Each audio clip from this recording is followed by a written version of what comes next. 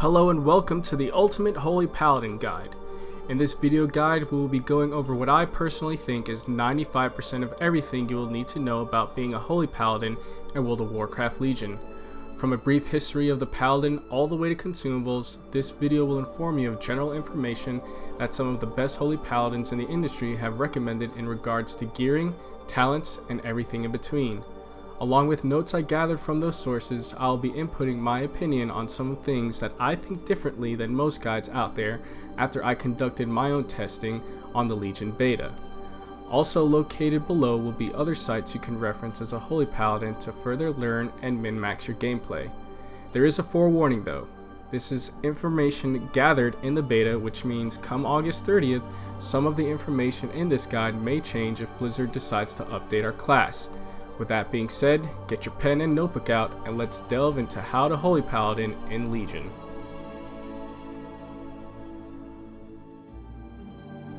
Okay, so the only reason you clicked on this YouTube video is because you're interested in being a Holy Paladin. Now, the first thing you need to know about being a Holy Paladin is of course our history. Paladins themselves originated from the Second War when Archbishop Alonsus Fail taught a group of warriors the ways of the light, thus creating the Knights of the Silver Hand. During the Third War, under the first Paladin, Uther the Lightbringer, the Paladins themselves became known as the Order of Silver Hand. Eventually, the Knights of Silver Hand were subsequently disbanded when they refused to follow an order set by the Paladin Prince Arthas Menethil to slaughter citizens of Stratholme. Instead of aiding Prince Arthas Menethil in the cleansing of Stratholme, Uther and his unit of Paladins abandoned him and left to battle the evil scourge elsewhere. Soon after, Prince Arthas fell to the madness of Frostmourne and turned into a Death Knight known as the Lich King and confronted his past mentor, Uther the Lightbringer, commander of the original Knights of Silver Hand, in an attempt to convert him into a Death Knight, but ultimately failed, killing him in the end. This, however, did not stop Arthas from turning other Paladins weaker in the ways of the light and in end destroying the Order of the Silver Hand. As a result of all the wars the Paladins partook in, various orders were created. The Scarlet Crusade were a group of war veterans driven mad by what they saw.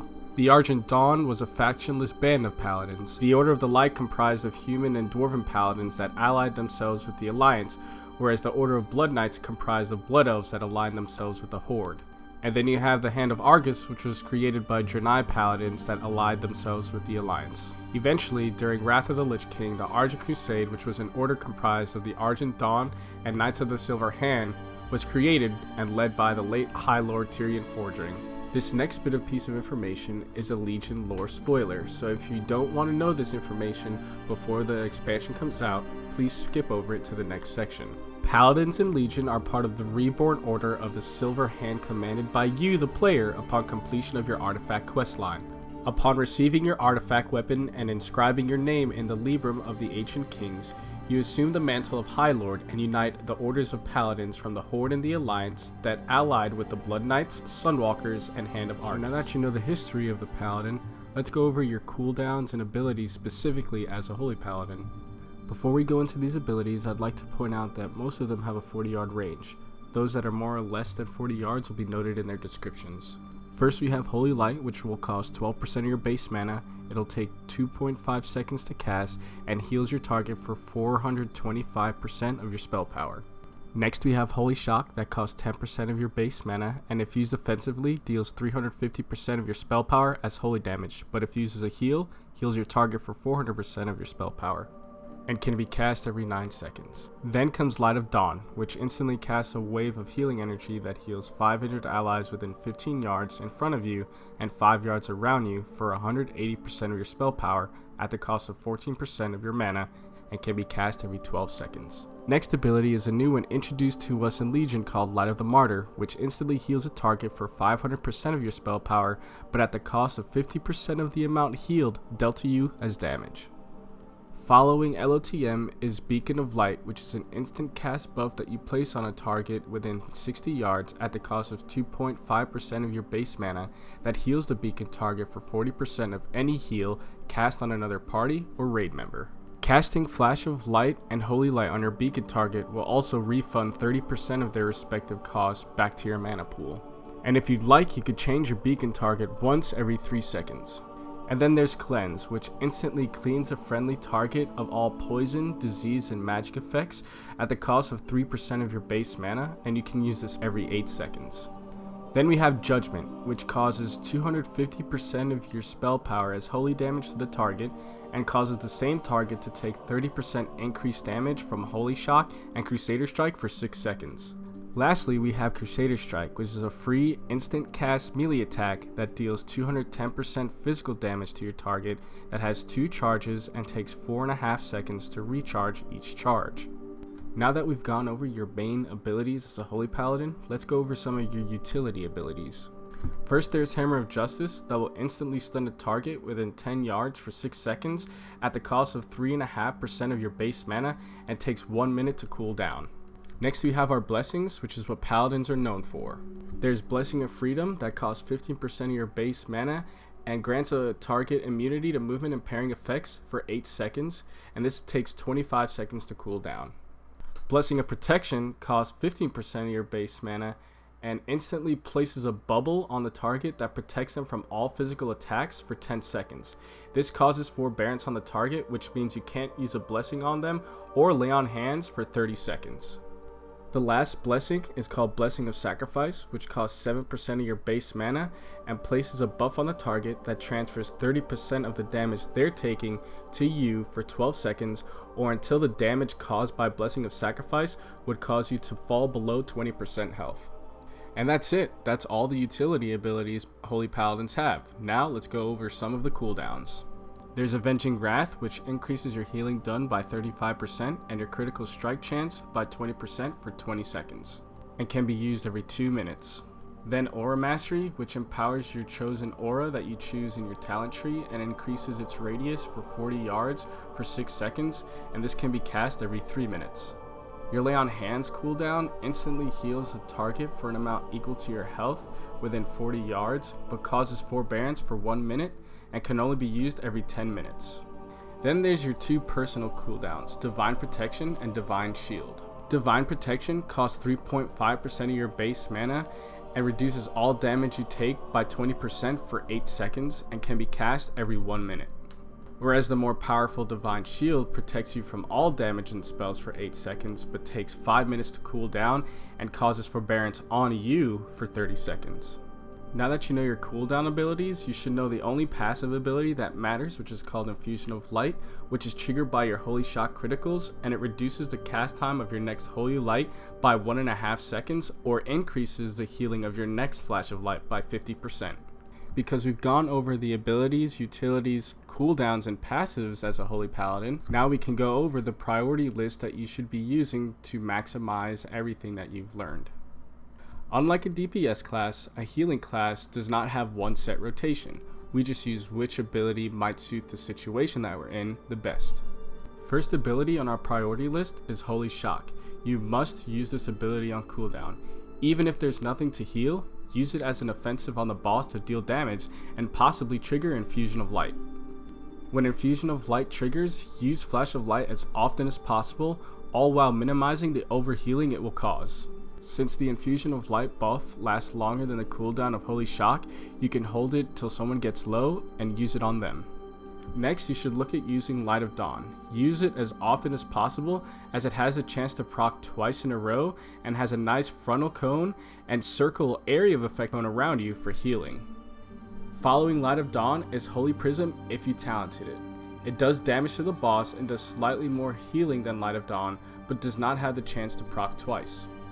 Next in line would be another talent called Bestow Faith. This heal takes some planning and can be used on a target that doesn't have beacon to heal both the target that is going to be taking predictable damage and the beacon target at the same time. And in last place on this priority list, we have Light of the Martyr. Like I said before, this is a new heal we were given in Legion and is best used as an emergency heal if you're okay on health. Light of the Martyr is our highest single target heal, but it sacrifices a portion of that heal from our health. You shouldn't use this heal unless absolutely necessary. And when using it, do note that Divine Shield protects you from the damage received by Light of the Martyr, and Divine Protection also reduces the damage from it by 20%. Completely separate from our priority list are called our filler abilities and heals. If the raid is taking lots of damage, use Flash of Light. And if the raid is taking moderate to low damage, use Holy Light just to maintain health pools. But while the raid is taking very little to no damage, just cast Judgment or Crusader Strike on the boss. As a Holy Paladin, it is important to always be casting something during an encounter. Now that you know the basics of being a Holy Paladin, we can go over our artifact a little bit. Before you start officially leveling in Legion, you'll most likely want to know about your artifact, the Silver Hand, and how to go about spending artifact power in it. The Titan Keeper tier created the Silver Hand after the mutant proto-dragon Galakron tore off his real one and ate it in battle. Now that you know the story of why the Silver Hand was created, we can go into spending artifact power in it to enhance the power of your weapon. In your artifact tree, you should immediately go for shock treatment after spending points in Second Sunrise, and then aim on getting power of the Silver Hand. Once you've reached power of the Silver Hand, your next goal is to go straight for protection of tier, and then the light saves by branching off of blessing of the Silver Hand. And that's it. You know everything about powering your artifact weapon come Legion release for PvE content. In regards to powering the rest of the traits in your artifact that we haven't gone over, do it at your discretion, as the other traits are not as powerful as the traits we've already gone over. Now that you know what to do with your artifact, it's time to level with it. That's right, Holy Paladin leveling is a thing now, and it's better than leveling as Ret. This is because as Holy, you have the ability to pull as much as you want and be able to sustain yourself with your arsenal of heals, whereas Ret is limited to just Flash of Light, which will chunk away at their mana on large pulls. Enjoy being unkillable and pulling everything in your path, all while not having to worry about spending artifact power on the wrong weapon. Before you go out in the World of Warcraft and achieve level 110, we have to go over a few things first. One of these things is leveling with consumables. So many people out there don't level with consumables because they think it's a waste of materials. I'm here to change your mind about that. Leveling with consumables will in fact reduce the amount of time that you spend leveling because you'll be able to output more damage. So as a Holy Paladin, I recommend you take Potion of Intellects, Greater Dranic Intellect Flasks, and Salty Squid Rolls or any other crit food with you on your leveling journey. Leveling with consumables is completely personal preference and you don't have to do it. But remember, if you do use consumables, you'll be able to jump into 110 PvE and PvP content faster and gear your character faster than those who didn't. So now that we've gone over why leveling with consumables is beneficial to you, let's go over your talents that I recommend you level with as a Holy Paladin. For the first tier, you should be choosing Crusader's Might, as this talent allows you to cast more Holy Shocks per minute, which means more damage output or opportunities to heal yourself for those emergency moments. For your second tier, you should choose Crusader Unbreakable Spirit. Crusader will grant you another charge of Divine Steed to chain pull mobs faster or get out of combat sooner, whichever you choose to use it for. Whereas Unbreakable Spirit will allow you to utilize your personal shields and lay on hands more often by reducing their cooldown by 30%, which is helpful for bubble jumping off of high terrain to get to places faster and preventing deaths more often. In tier 3, you should be going with Blinding Light, as it deals damage and crowd controls the enemy around you. You can also use the disorient it causes to heal yourself up to max health in those emergency situations. For tier 4, go with Devotion Aura, because put simple, it's straight damage reduction. The less damage you take, the easier it will be to sustain yourself and allow you to pull a lot more mobs. For your 5th tier talent, you're going to want to choose Holy Prism, as not only does it deal damage to a target, but it also heals you at the same time. Your 6th tier talent should be Sanctified Wrath. It's going to increase the duration of Avenging Wrath by 50% for increased damage and self-healing, and allows you to cast Holy Shock more often for more damage and healing output depending on what you need it for. For your 7th tier, it doesn't matter which one you choose, as you won't be using it in a leveling environment. Remember, this list is for people that are purely questing and not doing any type of dungeon content. And that's it. That's the basics of leveling as a Holy Paladin come World of Warcraft Legion.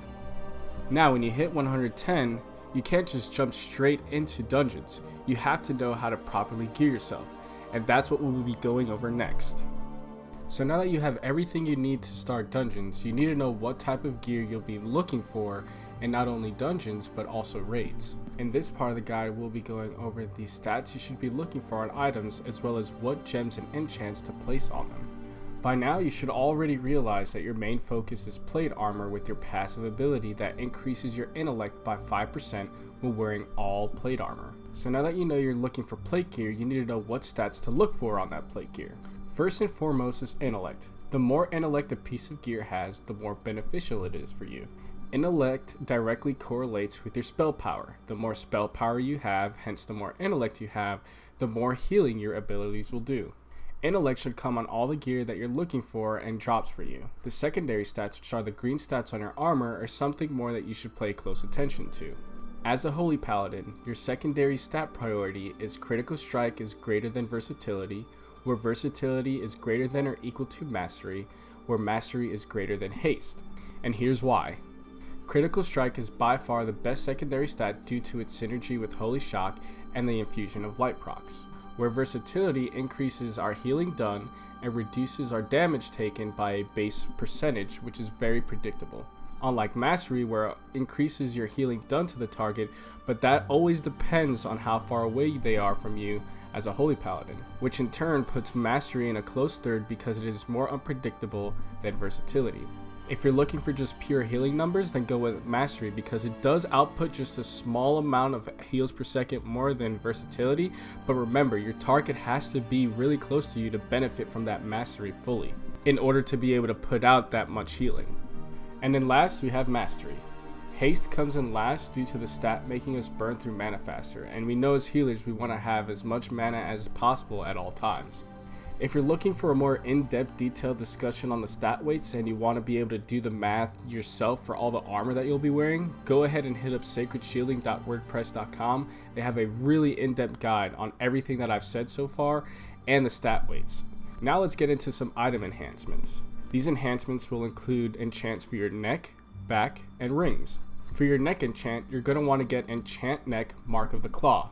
This enchant has a chance at increasing our critical strike and haste by 550 for 6 seconds. For your back or cloak enchant, you'll want to use either Enchant Cloak Binding of Intellect or Enchant Cloak Word of Intellect. The difference between the two is going to be the amount of intellect you receive from the enchant. And for your rings, you're going to want to go with Enchant Ring Binding of Critical Strike or Enchant Ring Word of Critical Strike. Again, the difference between the two being one enchant gives you more critical strike than the other. For gems, you're going to want to use Deadly Eye of Prophecy or Deadly Deep Amber. The only difference between the two is the Deadly Eye of Prophecy is better than Deadly Deep Amber. Now that you know the type of gear you'll be looking for and how to gem and enchant it, let's touch on what legendaries you should be on the lookout for. If you're fortunate enough to have a legendary drop for you upon release of the expansion, it should be worn over another piece of gear no matter the secondary stats for pure main stat boost, due to legendaries being such a high item level. However, later in the expansion, when 895 gear becomes more prevalent, the main legendary you should be looking for is called Obsidian Stone Spalders. This item should be used at all costs, even if it breaks your tier set bonus. The only other legendary that might be okay later in the tiers is Tyr's Hand of Faith. Tyr's Hand of Faith may allow you to use Lay on Hands twice, but only if you use it early during an encounter. All other legendaries that drop for Holy Paladins really aren't beneficial for us, so they're really not worth mentioning. And congratulations! Now you know how to gear yourself as a Holy Paladin going into dungeons and raids.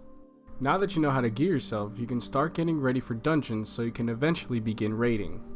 The way this part of the guide will work is I will tell you the recommendations that other guides have noted and my recommendations for you as pertaining to dungeon healing. In Tier 1, you're going to keep Crusader's Might as it allows you to use Holy Shock more often, which equals more healing through Holy Shock or more damage through Holy Shock, depending on what your situation in the dungeon is. My recommendation for Tier 1 is use whatever feels comfortable for you. Not always will you have a group of people that are going to be on their game 100% of the time, where it allows you to use Crusader Strike as often as possible. Through my testing on beta, I found that it was more common to find myself using Bestow Faith or Light's Hammer over Crusader's Might, as most pug groups weren't as coordinated as they should be to allow me to use Crusader Strike as often as I could to be able to use Holy Shock more often. Now, this doesn't mean me or the other guides out there are right or wrong, it just means every situation tailors to each individual person differently. So when choosing a talent in this tier, always choose the one that suits your group the best. For tier 2, you're going to want to choose Crusader as it allows you to be a little bit more mobile and avoid damage faster. For tier 3, go ahead and choose Blinding Light as, like in the leveling talent portion of this guide, it allows you to CC and disorient, which in turn interrupts an enemy, all while dealing damage at the same time. For tier 4, choose Devotion Aura as it is a group-wide damage reduction and allows for enhanced group survivability, which in turn makes your job a little bit easier as a healer. For tier 6, you're going to choose Sanctified Wrath again. As stated earlier, it's going to increase the duration of Avenging Wrath by 50% for increased damage or healing output depending on what you need it for. For your final and 7th tier, most people out there will tell you to go with Beacon of Virtue. Beacon of Virtue is a group-wide 15-second cooldown that heals a portion of 4 party members' health. My recommendation for this tier is actually Beacon of Faith. Because you never know what kind of group you're going to be in unless you're playing with friends, I find it easier to use Beacon of Faith on myself and Beacon of Light on a tank, and then just focus on healing the other 3 party members as well as the tank when he needs to be healed. And that'll wrap up the talents I recommend you use as a Holy Paladin in Legion. Now before you go ahead and step into your first normal, heroic, or mythic dungeon, there's some things you need to bring along with you just like you did with leveling. As with leveling, you're going to need to bring along some consumables. At the start of the expansion, it's okay to use Drainer consumables if you're unable to source the Legion ones. However, if you can find the Legion consumables, you'll want to use Flask of Whispered Pack, the foods, the Hungry Magister, Labecue Ribs, or Salt and Pepper Shank, Potion of Deadly Grace as your pre-pot, and Ancient Mana Potion as your mana pot. Now you might be thinking to yourself right now, why am I using Potion of Deadly Grace if it only applies to offensive abilities? That's because in Legion, there's no longer an Intellect or Haste pot, which means that as a healer, you should be dealing damage to the boss at the start of an encounter, and the tank should be able to maintain themselves. Of course, if they can't maintain themselves, stop doing damage and heal them up to full health. And that concludes the dungeon portion to this guide. Now please remember, choose the talents that you feel most comfortable with, as most people will not want to play with a healer that's indecisive with what ability to use during an encounter. So you've been doing some dungeons for a while now and you're ready to start raiding. Now your first question is, what talent should I choose? And to you I say that's a great question. Let's go over some of the talents that you'll be using while raiding as a Holy Paladin in Legion. So for your first tier, you're going to choose one of the 2, and it's always going to depend on the type of boss encounter that you're facing. Primarily, you'll be using the talent Bestow Faith, and on occasions you might be using Light's Hammer. The only time that you should be using Light's Hammer is when the raid requires a little bit more healing. Other than that, you should always be choosing Bestow Faith. For your second tier, you're going to want to choose Rule of Law or Unbreakable Spirit. On fights that have a lot of movement, where players can get out of range more often, you'll always want to go with Rule of Law because it allows you to increase the range of your healing abilities. On fights like Star Augur in the Nighthold, you'll want to choose Unbreakable Spirit because there's very limited movement, most of the time players won't get out of range, and you're able to use your cooldowns more often for the amount of magical damage and physical damage that goes out during that raid encounter.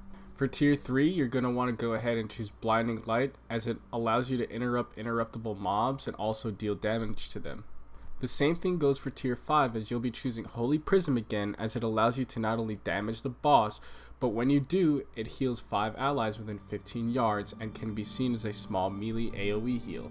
For tier 6, you're going to be going with obviously Sanctified Wrath again because it's going to increase the duration of Avenging Wrath by 50% and reduce the cooldown of Holy Shock by 50% while Avenging Wrath is active. Remember, Avenging Wrath is one of the most badass cooldowns in the game, and it gives off a cool graphical effect that makes you sprout wings. And in tier 7, you're going to be choosing either Beacon of the Lightbringer or Beacon of Faith. Most other Holy Paladins swear by Beacon of the Lightbringer, as it allows your Beacon of Light target to mimic your mastery. What that means is you could be standing in range and rage could be benefiting from your mastery, and your beacon target can be standing in melee and the melee surrounding the beacon target will benefit from your mastery as well. Depending on their range of course, because remember, Paladin Mastery makes it so that your heals are more effective the closer the target is to you. Now Beacon of Faith on the other hand is beneficial for fights like Ursoc. On fights where both tanks take a decent amount of damage, you can Beacon of Faith one tank and Beacon of Light the other tank and be able to maintain their health pools at the same time, instead of having to always worry about one of them. So now that you know how to talent yourself for raiding, Now we have to go again into consumables. By the time raids come out, you should have saved enough materials to have Legion consumables made or have enough gold to buy them. As stated before, you want to use Flask of Whispered Pact, the same critical strike foods as mentioned earlier, Potion of Deadly Grace, and Ancient Mana Potions. And that concludes the guide. You should now be considered a professional Holy Paladin. Thanks for watching, and I hope you learned everything you wanted to know about being a Holy Paladin in Legion. If you'd like to learn more about Holy Paladin, please visit the links in the video description below, and I'd like to give a quick shout out to Jezebel and Dreamguard for allowing me to reference their guide on sacredshielding.wordpress.com for some of the information I have sort of condensed for you here in this video. If you're interested in watching Holy Paladin gameplay, check out my Twitch at twitch.tv/Paramo where Legion launches. Link will be in the description below. If you like this guide and would like me to release more content, please smash that thumbs up button or subscribe button, or even better, do both if you'd like to. However, if you disagree with everything I've said so far, give it a thumbs down. No harm, no foul. There's always room for improvement. Let me know what you think of Holy Paladins and Legion, or if you have questions and recommendations in the comments below. But till next time, keep shocking on.